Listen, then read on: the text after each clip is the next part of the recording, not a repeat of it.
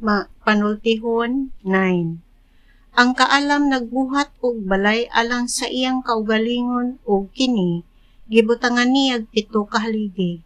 Nagpaihaw siyag mananap aron kumbirhan. Gipalamian niya ang bino o giandam na ang kananan. Gisugo niya ang iyang mga sulugoong babae sa pagdapit sa mga tao didto sa lungsod ug sila nag-ingon, "Tambong kamo sa kumbira, mga taong walay alamag." Ug sa mga buang-buang nag-ingon siya, "Dali kamo, kaon kamo sa giandam kong kalanon ug inom kamo sa bino nga akong giandam alang kaninyo. Biyai ang pagkawalay alamag ug mamaayo ang imong kinabuhi. Sundan ninyo ang dalan sa kahibalo. Kung badlungon mo ang taong mapagarbuhon, insultuhon ka lamang niya.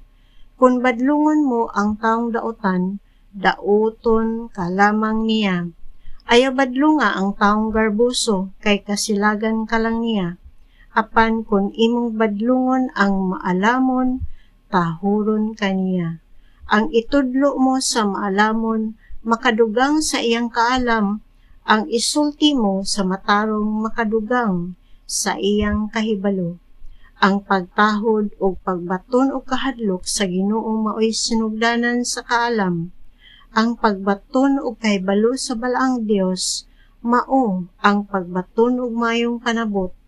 Ang kaalam makapataas sa imong kinabuhi.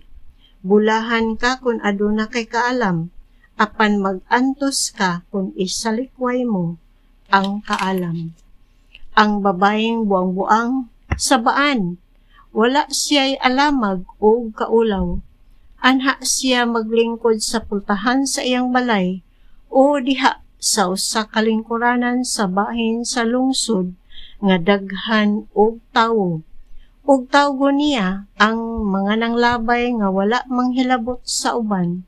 Dali kamo mga tawo nga walay alamag, moingon siya sa buang-buang. Mas tamis ang tubig nga kinawat, mas lamian ang pan nga kanon diha sa tago. Ang mga biktima niya wala masayod, nga ang moadto didto mamatay, ug nga kadtong nakasulod na, nahitipo na sa kalibutan sa mga patay.